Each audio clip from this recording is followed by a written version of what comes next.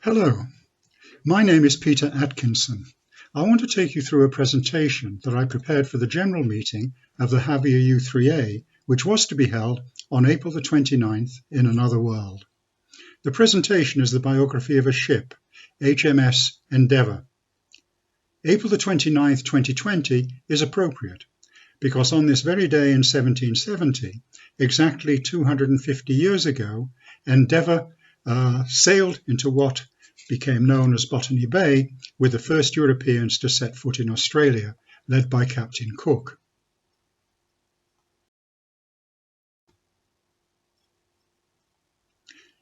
She had a very short but varied life under three different identities.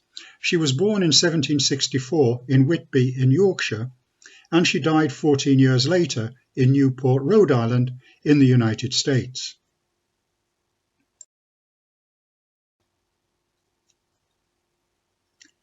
Her life in summary. She was built in Whitby to work as a collier.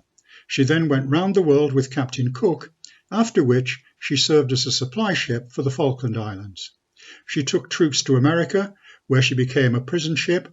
Finally, she was scuttled by the British. However, right now resurrection may be at hand, because marine archaeologists believe they have found her.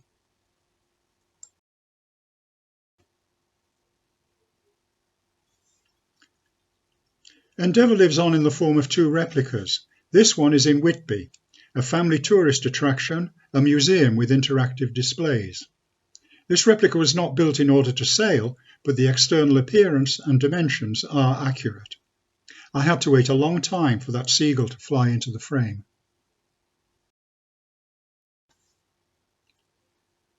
The second replica is Australian, an accurate representation of Cook's ship, both inside and out. But she does have an engine. She's owned by the Australian National Maritime Museum and is based in Sydney. She had been participating in the 250th anniversary celebrations of Cook's voyage and the so-called discovery of Australia, but those celebrations are another victim of COVID-19.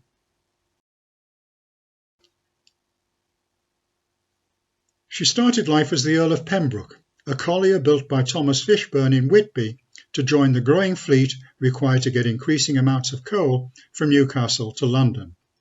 Whitby was the third most important shipbuilding centre in Britain after London and Newcastle. Looking inland at Whitby, the right-hand side of the river, beyond the Swing Bridge, was lined with shipyards, and the town was also home to related industries like the manufacture of sails and rope.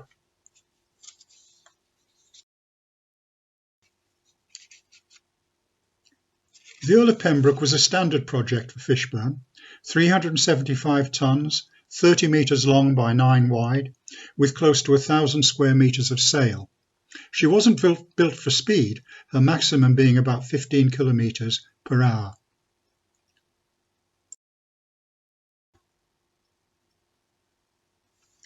Colliers weren't intended to be sleek and elegant and weren't cluttered with interior decks.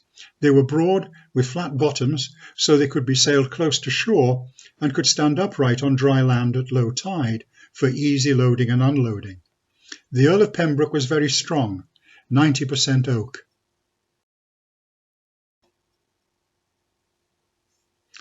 "200 mature oaks, about 100 years old, were used in the construction of the ship. Her maiden voyage in July 1764 covered the short distance from Whitby to the Tyne to pick up coal for transportation to London. Carrying fossil fuel, she was unwittingly playing her part in the very, very early days of a process that would become known as man-made climate change.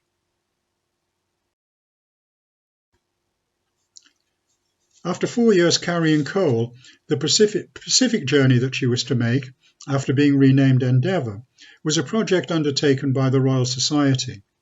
Founded more than a century earlier, the Society's objective has, to this day, always been to recognise, promote and support excellence in science and to encourage the development and use of science for the benefit of humanity. The principal objective of the voyage was to observe the transit of Venus from the Pacific Ocean, when the planet passes between the Earth and the Sun. The date when this was going to happen was the 3rd of June, 1769. However, a snag arose. The Society discovered that £1,500 had gone missing. That's about £250,000 today. It turned out that the administrator had embezzled the Society. He ended up spending 5 years in prison, but the money had gone. The Society was forced to apply to the King for assistance to fund the transit expedition.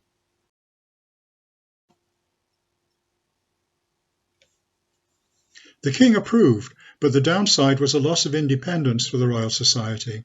Because public money was now involved, the Admiralty was brought in and a suitable vessel was to be provided by the Royal Navy.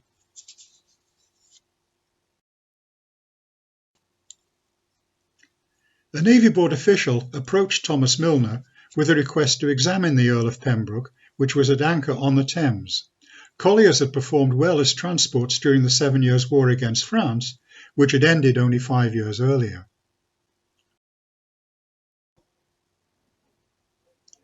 A deal was done, and the Earl of Pembroke sailed down the Thames to the naval shipyard at Deptford to be refitted and registered as the Endeavour.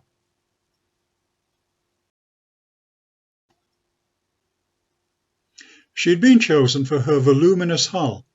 A new deck was inserted 7 feet below the main deck, and the space for officers and crew to work, eat and sleep was considerably expanded, officers at the rear. There was a great deal of storage space. She carried 3 small boats and was fitted with 10 carriage guns and 12 swivel guns. Here's the man who was appointed to captain the Endeavour, James Cook.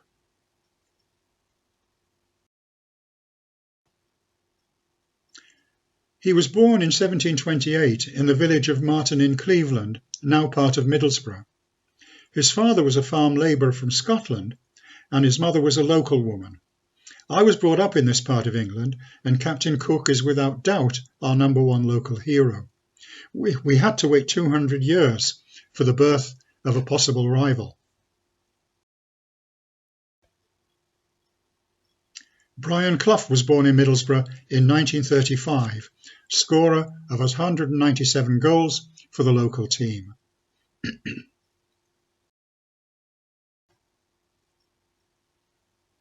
When James was 8 years old, his family moved to the village of Great Ayton, where his father took a job at a large local farm. His father's employer paid for James to attend the local school. At 13, James began to work for his father, who had been appointed farm manager. The statue portrays James at 16, the age at which he left the village.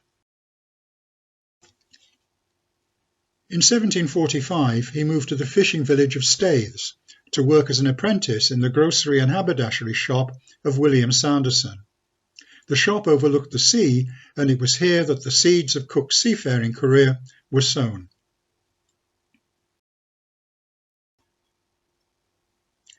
Sanderson introduced Cook to John and Henry Walker, leading Whitby ship owners in the coal business. After just 18 months in Staithes, he was taken on by the Walkers as a merchant navy apprentice and learned how to sail, navigate and manage a ship. However, in June 1755, he decided to volunteer for service in the Royal Navy.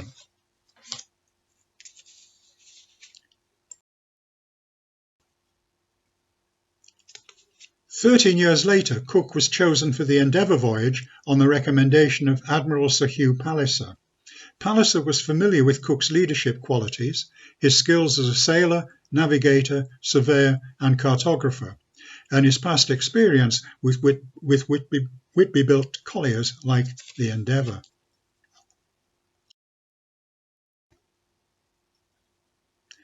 The observations of the transit of Venus needed a solid base. They could not be taken accurately from a ship at sea. Therefore, Cook's first task would be to find a suitable Pacific island to serve as their base. Fortunately, on May the 19th, HMS Dolphin, under Captain Samuel Wallis, returned to London following a circumnavigation of the globe. The expedition had been the first to visit Tahiti, and the island was in the right area for the Venus observations, so Endeavour now had a specific destination. The crew of the Dolphin reported that the women on Tahiti were beautiful, nubile, and happy to consort with sailors without their menfolk objecting. Cook had no difficulty enlisting several members of the Dolphin's crew for the Endeavour voyage. To digress briefly, one of the funniest things I saw in 2019 was a shop close to this pub, selling bric-a-brac with a sign outside saying, "Dogs welcome, please tie children to the post outside."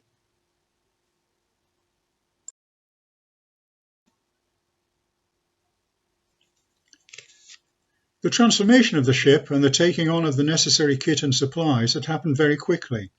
Endeavour sailed just 4 months after being acquired by the Navy. The first stop was Plymouth to pick up extra supplies and water and 12 Marines, a sergeant, a corporal, a drummer and 9 privates. They were needed in case there were difficulties with the natives or with the French or Spanish. And a scientific team joined the ship, authorised by the Royal Society and led and funded by Joseph Banks. Banks inherited a huge fortune on his 21st birthday in 1764. He'd studied botany at Oxford and soon became a prominent figure in the scientific community.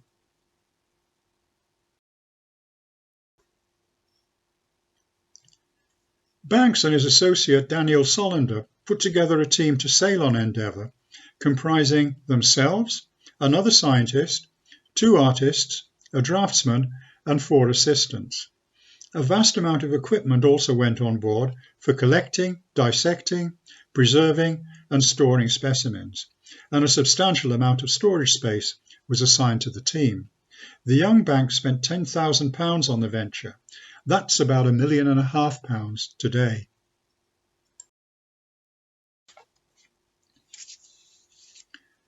Sidney Parkinson was one of Banks's 2 artists, and he produced hundreds of sketches and paintings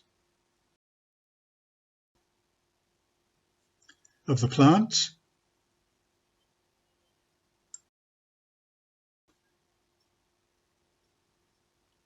of the animals,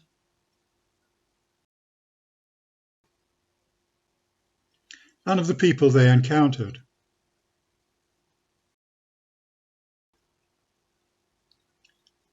Charles Green from the Royal Greenwich Observatory was the astronomer assigned by the Royal Society to Endeavour. 2 sets of timings of the transit were required. Cook was the second official observer.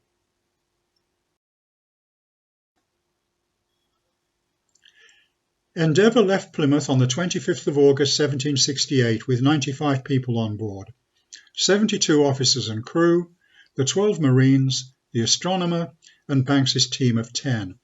Brief stops were made at Madeira and at Rio de Janeiro.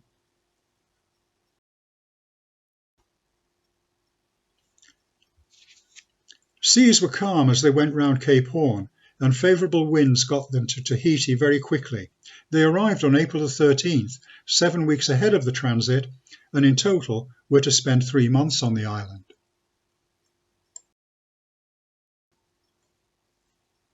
The first task was to find a suitable place to set up their instruments for observing the transit of Venus. They dropped anchor in Matavai Bay.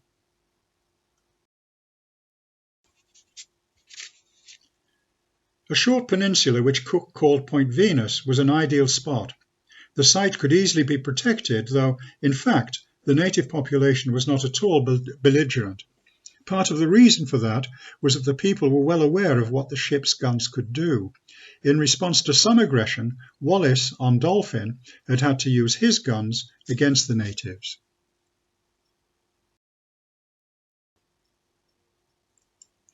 Four separate timings were to be recorded.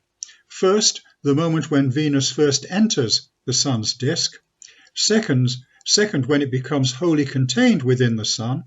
Third, when it begins to leave the Sun's disk. and fourth when it is first wholly beyond the Sun. These readings were to be taken by teams at several different places on the globe, not only Tahiti. Using geometry, conclusions could then be drawn about the dimensions of the solar system. Apart from advancing scientific knowledge for its own sake, a practical benefit would be improved navigation. Sailors would be able to establish their longitude more accurately.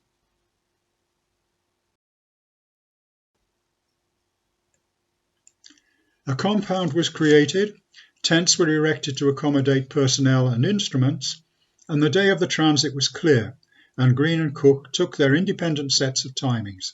They had the data that they had travelled halfway around the world to collect.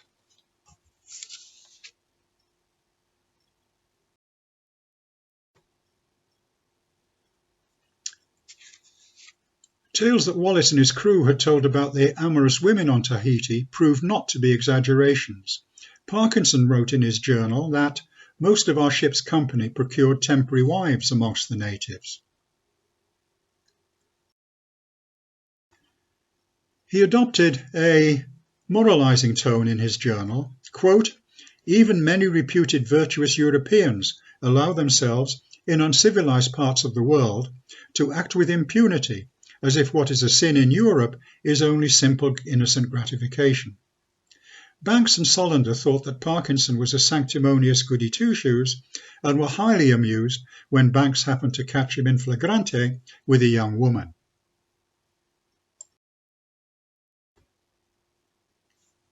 On leaving Tahiti, Cook opened a second set of instructions which he'd been given in London, requiring him to search for Terra Australis Incognita, a vast southern continent, not Australia, something much bigger. Its existence had long been speculated upon, and the British were eager to find it. The ship was to head south to the 40th degree parallel and then west, finding the continent or meeting the east coast of New Zealand. The west coast had been sighted by Dutch explorer Abel Tasman as long ago as the 1640s. No Europeans had been back since.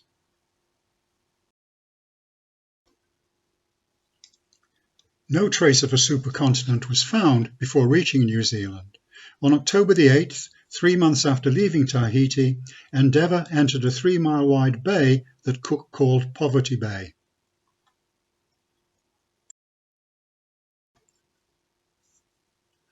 On the 9th of October, a small party went ashore. A skirmish with the natives developed, resulting in the death of at least one of the Maori. In Tahiti, recall of Wallace's weapons had ensured safety for Cook's people, but being unfamiliar with gunfire, the New Zealanders had no inhibitions.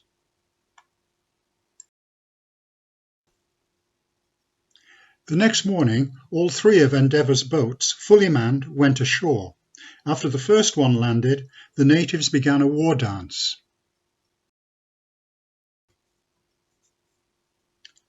It was the first haka to be experienced by Europeans, now a trademark of the All Blacks rugby team. A Polynesian native called Tupaia, who had joined the ship in Tahiti, was able to communicate with the Maori. He told them that he wanted water and other provisions in return for iron implements and other trinkets, but the Maori were only interested in weapons. Skirmishes broke out during which, partly as a result of misunderstandings, several of the Maori were killed, bringing the total dead to 9. These events still rankle with the Maori today.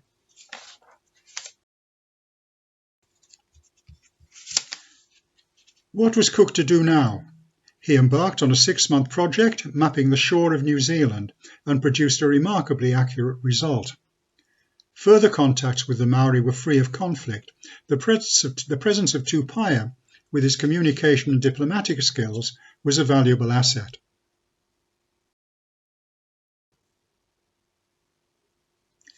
What now?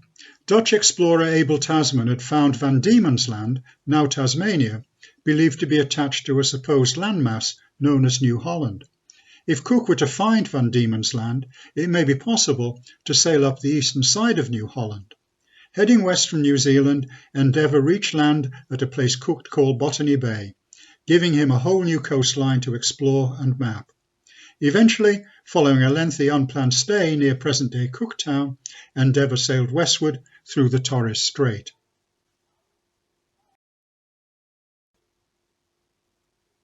The first Europeans known to have set foot in Australia did so at Botany Bay on 29th of April 1770, now home to Sydney's commercial port. The Red Square and the Cook Obelisk mark the landing spot.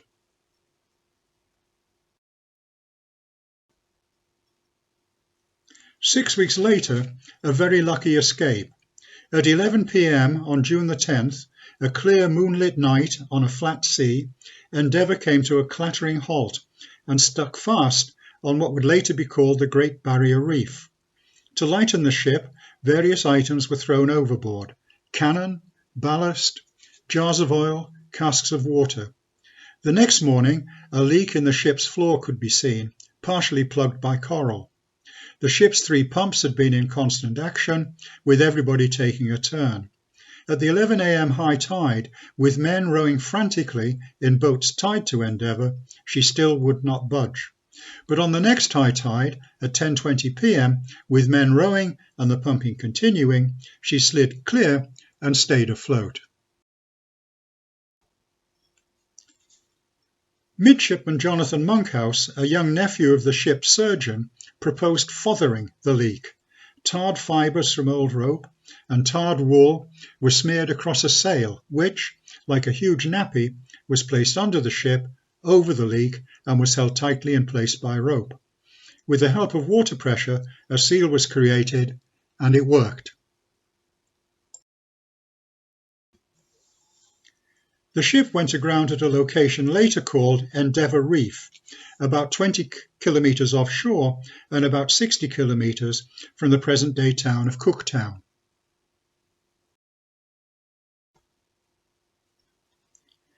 We know the location because that's where the 6 cannon that were thrown overboard were located and salvaged in 1969, almost 200 years later. This is one of them. Endeavour limped north to the site of present-day Cooktown and into the Endeavour River, where the damage could be assessed and repairs made.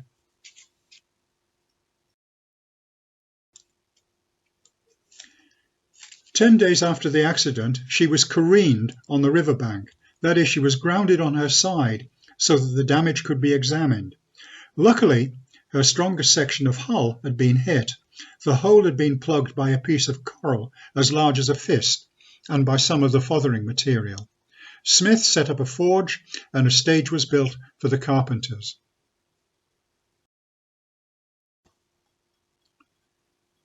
It was a good base from which to explore for provisions. Green sea turtles were a nutritious delicacy that became a staple.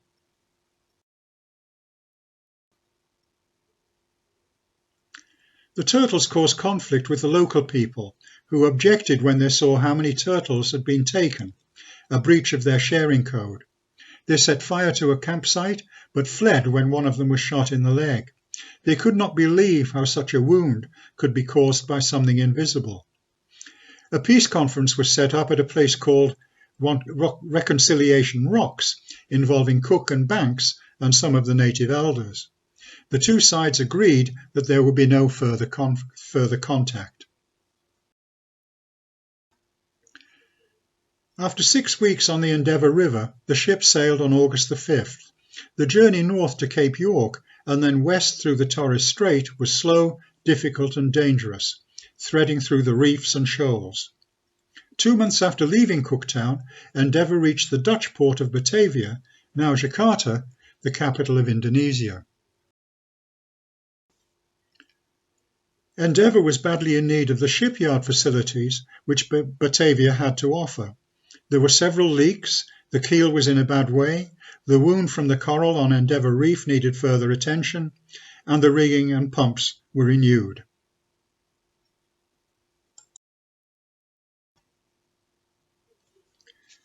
Moreover, Endeavour had arrived in Batavia during a serious outbreak of dysentery and malaria.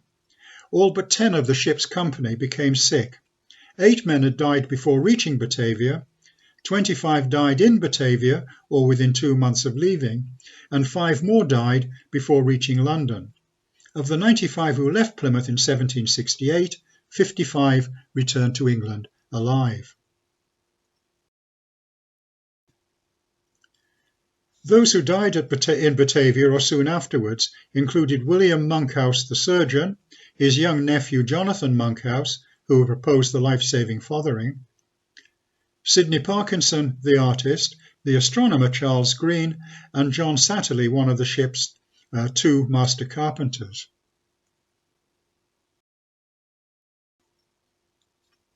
Endeavour spent a month in Cape Town on the way home to allow for the recovery of the remaining sick people, who reboarded on the 15th of April 1771, together with 10 new recruits to replace some of the dead. She arrived home in July, almost 3 years after departure.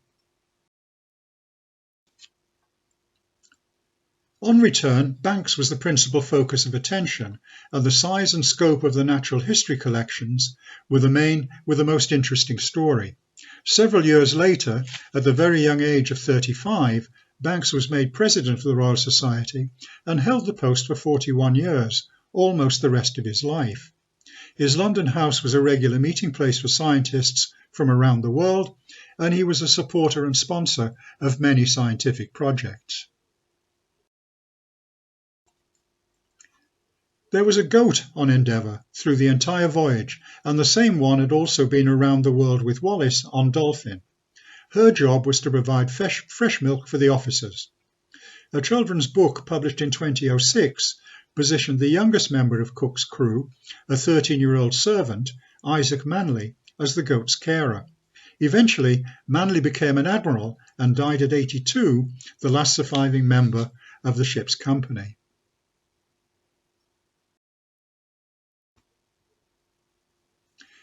As a serving naval officer, Cook had a much lower profile, but his employers were clearly very happy with his work. The board extremely well approve of the whole of his proceedings and have great satisfaction in the account he gives of the good behaviour of his officers and men. He was to make 2 more voyages of exploration to the Pacific. In 1779, on the second of these, he was killed during a conflict with a group of natives on Hawaii.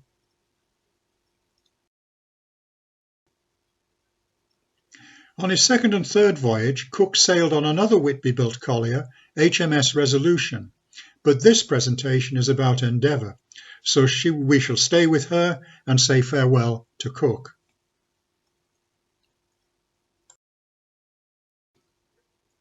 Following her Pacific voyage, Endeavour made 3 trips to the Falkland Islands at the tip of South America. A lot of people did not believe that the islands were worth bothering about. The first settlement of the Falklands occurred in 1764, when French admiral and explorer Louis de Bougainville created Fort Louis, named after Louis XV.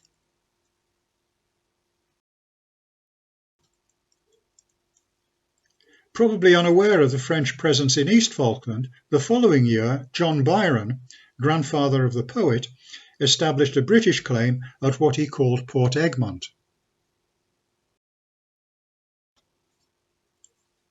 In 1767, the French sold their interest to the Spanish, who renamed Fort Louis as Puerto Soledad. In 1770, 5 Spanish ships showed up at Port Egmont with a total of 1,400 men and told the British to go. Heavily outnumbered, they left. The dispute was settled the following year. Spain retained Puerto Soledad and Britain's rights to Port Egmont were restored. The Spanish paid restitution for having earlier expelled the British.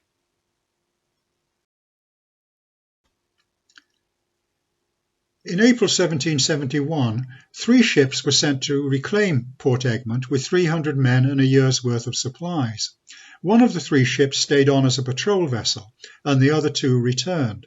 Endeavour headed south in November as a supply ship, returning after a 9-month round trip.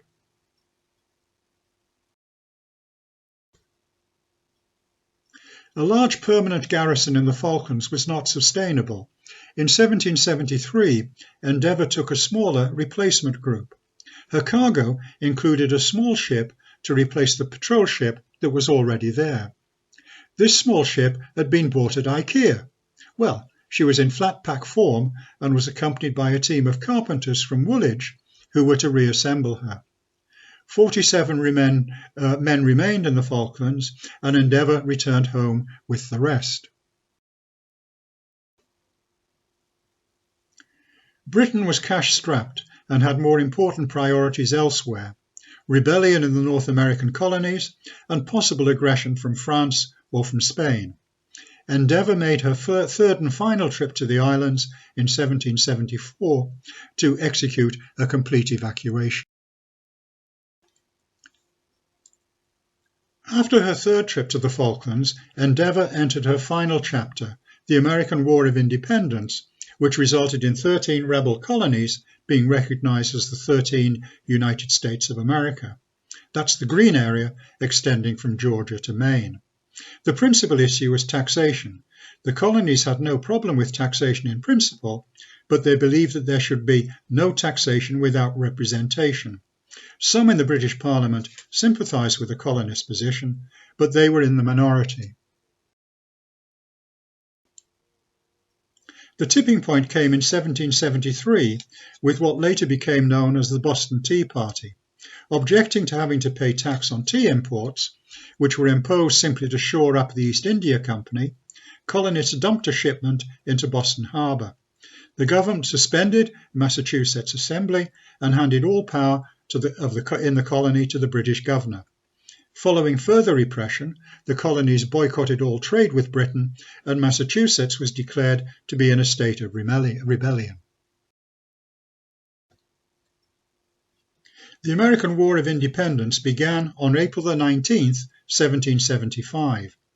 There were 2 skirmishes on that day just west of Boston, when the British were trying to apprehend some of the rebel leaders in Lexington and to take possession of a cache of armaments that the rebels held in Concord. Within 3 months, the individual colonial militias were merged into the Continental Army, and George Washington was appointed Supreme Commander.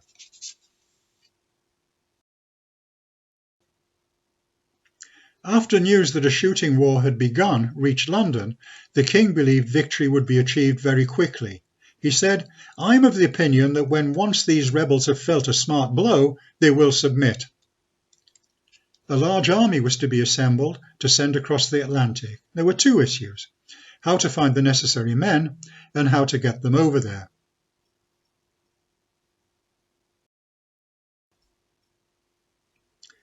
The king arranged contracts with a number of German princes, some of whom were his close relatives, who would lease auxiliary troops to him. Although they came from various parts of Germany, collectively these troops are usually referred to as Hessians. During the course of the war, 30,000 fought with the British in America. For transportation, it was estimated that 80,000 tons of shipping would be required. That's equivalent to more than 200 Endeavours. Owners of suitable merchant ships in Germany and Holland, as well as in Britain, were invited to apply to charter their craft to the Navy. Endeavour would become part of this effort.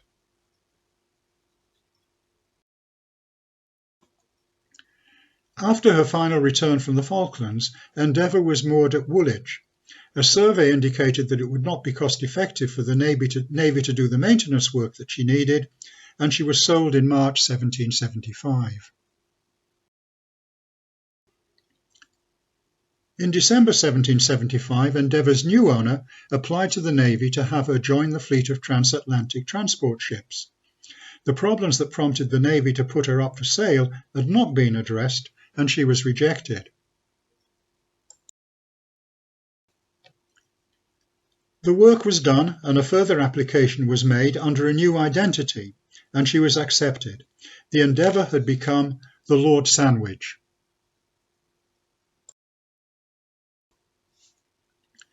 She sailed down the Thames for the last time en route for Portsmouth, where the fleet was assembling.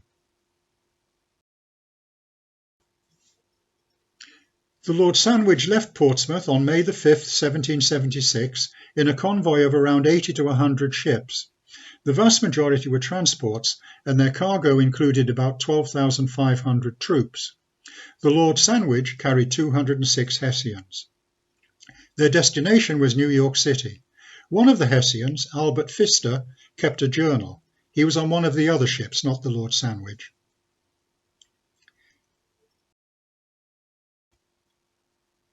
He reported that the Lord Sandwich was involved in a damaging collision. Said there was a great outcry in the fleet. Two ships, the Hartley and Lord Sandwich, could be seen colliding because of the great waves, causing each other considerable damage.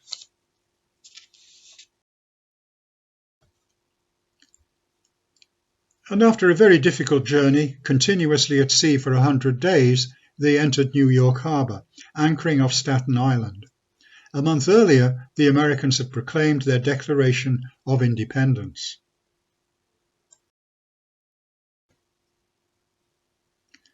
George Washington had observed the massive build-up of ships and troops in New York and was not optimistic. In late August, the British and Hessian troops crossed from Staten Island to Long Island, and Washington was heavily defeated at the Battle of Brooklyn. Soon, the British had a firm grip on New York and its strategically important port.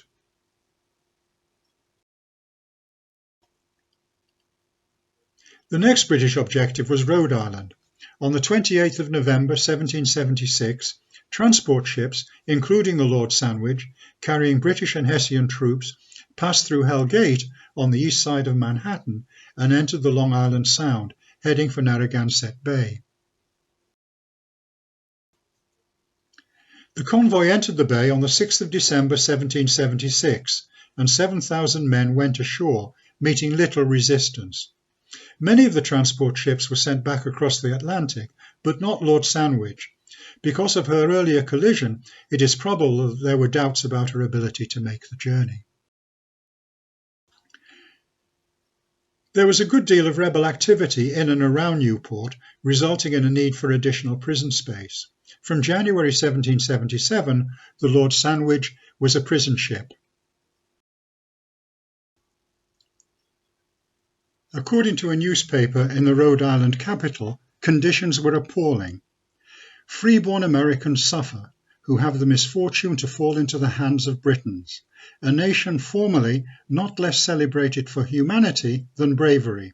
But alas, how plainly does their conduct demonstrate them to be lost to all sense of honour and humanity.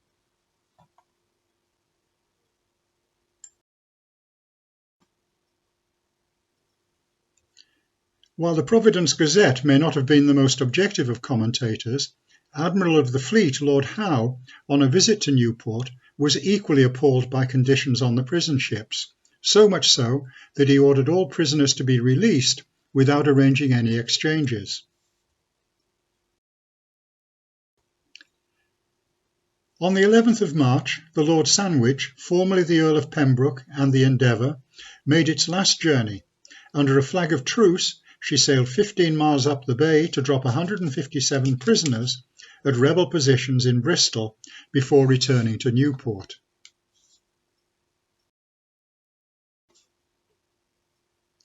There had been a major development in the preceding month.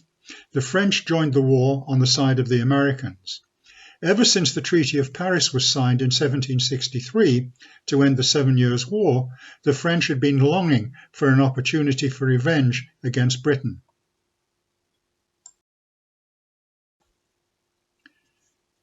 About 6 months after France entered the war, word reached Newport that French ships were approaching, and on the 29th of July they anchored off Brenton Point.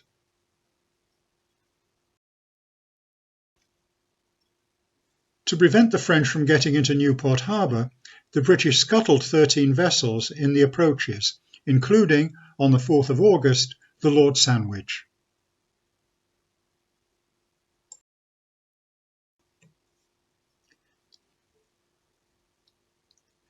The British held Newport for a further 2 years. The war finally ended with the Treaty of Paris in September 1783, recognising the US as an independent state, extending west to the Mississippi.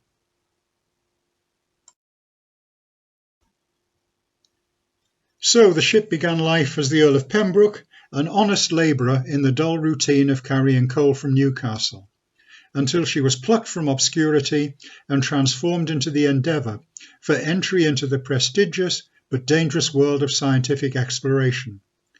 She had a near-death experience on the Great Barrier Reef, heroically surviving to complete a circumnavigation of the globe and returning home a much-admired celebrity.